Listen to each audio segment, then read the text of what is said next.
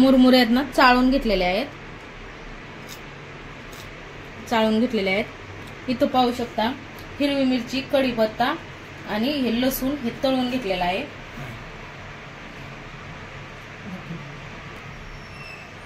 तर चिवड्यासाठी मका पोहे, शेंगदाणे, मोहरी टाकून घेते, जिरे नाही टाकणार कारण जिरे बारीक करून घेतलेले आहे। तेलामध्ये हा मसाला टाकून घेते।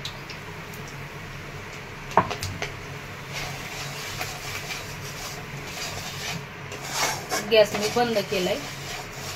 तेलामध्ये हा मसाला टाकून घ्यायचा आणि गॅस बंद करायचा।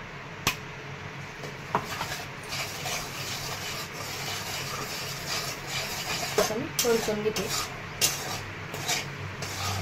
यामध्ये ना हे मुरमुरे टाकून घेते।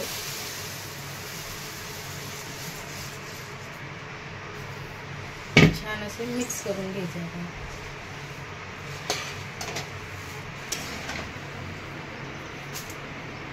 तर थोडा आहे ना मसाला यामध्ये पण टाकून घेतलेला आहे कारण एक ह्या कढईमध्ये बसणार हे मुरमुरे।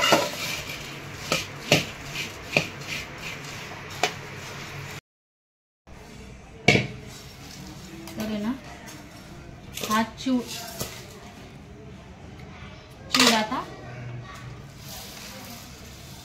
बनवलेला आहे।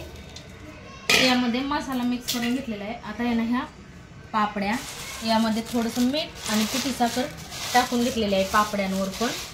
आता या पापड्या टाकून घेत आहे। त्यानंतर शेंगदाणे, कढीपत्ता, हिरवी मिरची आणि लसूण हा तळून घेतलेला हे टाकून घेणार आहे।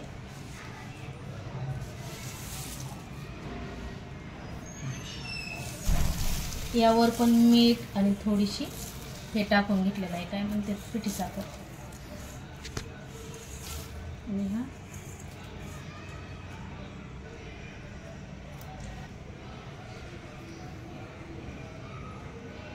हिरव्या मिरच्या हे सगळं टाकून घेतलेलं आहे। आणि आता शेव टाकणार आहे, चवीनुसार मीठ पण टाकलेलं आहे। शेव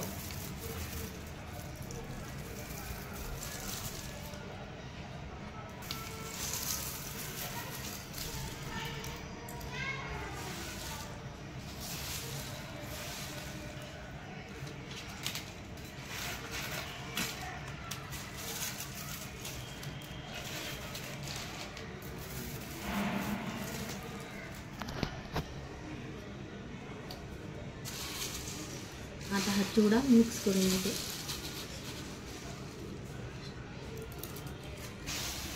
तर या चिवडा खायला यामध्ये तुम्ही ना कोथिंबीर पण तळून टाकू शकता।